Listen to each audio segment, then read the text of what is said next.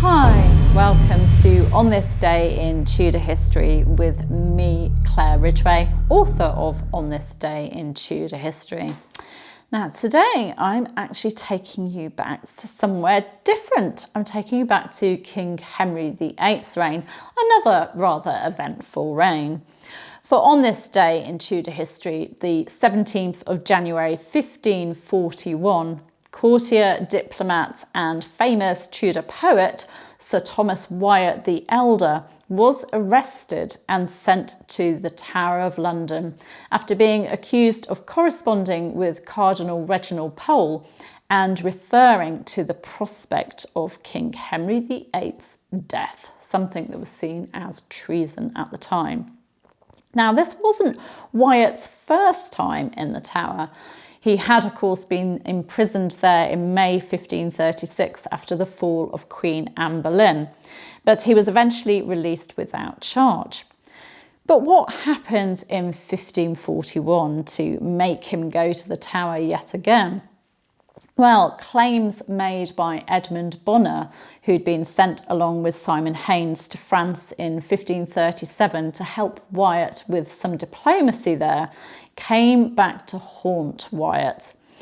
In 1538, Bonner had written to Thomas Cromwell claiming that Wyatt was trying to contact Cardinal Pole, the king's enemy, and that he also wished for the king's death, saying, "By God's blood, ye shall see the king our master cast out at the cart's tail, and if he so be served by God's body, he is well served." He was implying that Wyatt wanted the king hanged. Nothing happened to Wyatt at this point, but Cromwell, who acted as Wyatt's patron, kept hold of Bonner's letter.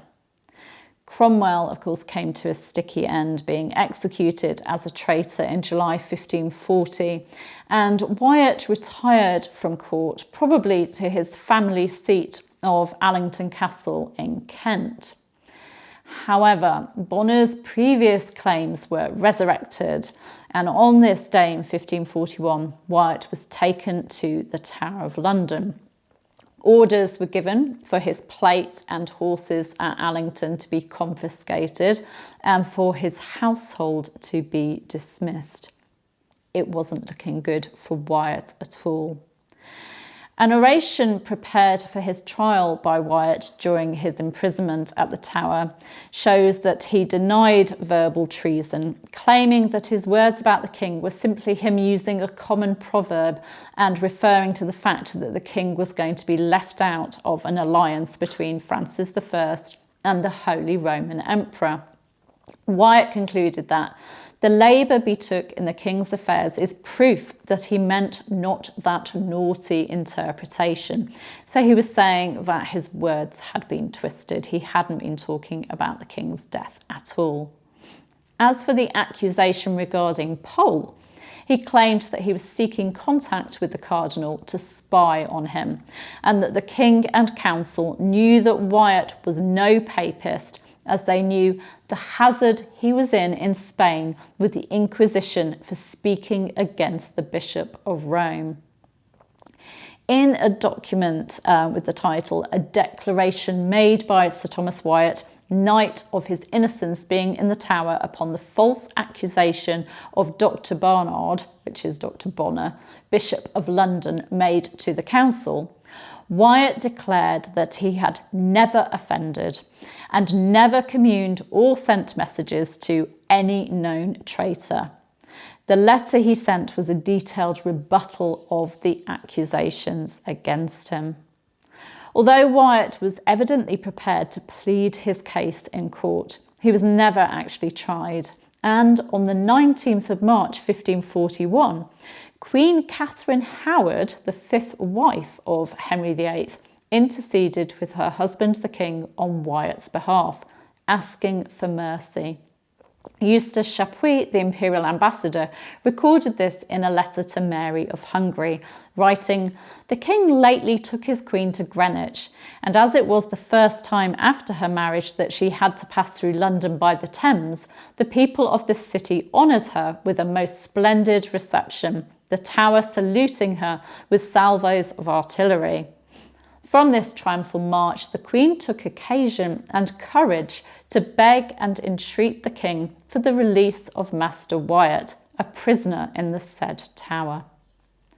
The King granted his wife's petition, and Wyatt was summoned to appear before the King at Dover later that month. He was granted a full pardon and released from the tower. But this mercy came at a price. Chapuis explained what he described as the hard conditions. The first of them being that the said Wyatt should confess the guilt for which he'd been arrested, and secondly, that he was to resume conjugal relations with his wife, from whom he'd been separated for upwards of 15 years.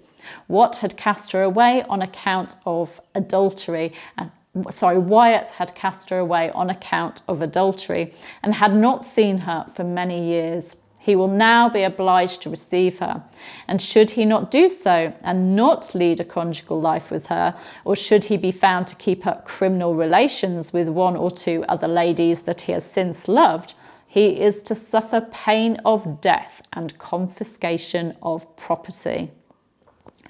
Wyatt had separated from his unfaithful wife Elizabeth Brooke, as Chapuis states, many years before, and was living with his mistress Elizabeth Daryl, the mother of his illegitimate son Francis. He may have had to set Daryl aside due to these conditions, the conditions of the King's mercy. But when he wrote his will in June 1541, he bequeathed land to her and to their son. In 1542, Wyatt was back in favour and he'd been restored to his office of ambassador. However, his return to favour was short-lived. He was taken ill with a fever after receiving the Emperor's envoy at Falmouth in Cornwall on the 3rd of October 1542. And Sir Thomas Wyatt died on the 11th of October 1542 at Clifton Maybank House, the home of his friend Sir John Horsey in Sherborne, Dorset. He was buried at Sherborne Abbey. So a sad end, and I think it's really, really sad that Wyatt, to get that mercy, to stop himself being executed, had to go back to a wife he'd separated from 15 years previously. A very unhappy marriage. It seems a very sad story. Also on this day in Tudor history, the 17th of January 1569, Agnes Bowker of Market Harborough, Leicestershire, allegedly gave birth to a cat. You can find out more about this rather tall tale in my video from last year, which I'll give you a link to in the description. It's quite an interesting story. Thank you for joining me. You can subscribe to the channel by clicking round about there. You can hit the bell to be notified as these talks go live, and you can, of course, give me a like and leave a comment. Thank you for joining me. See you tomorrow.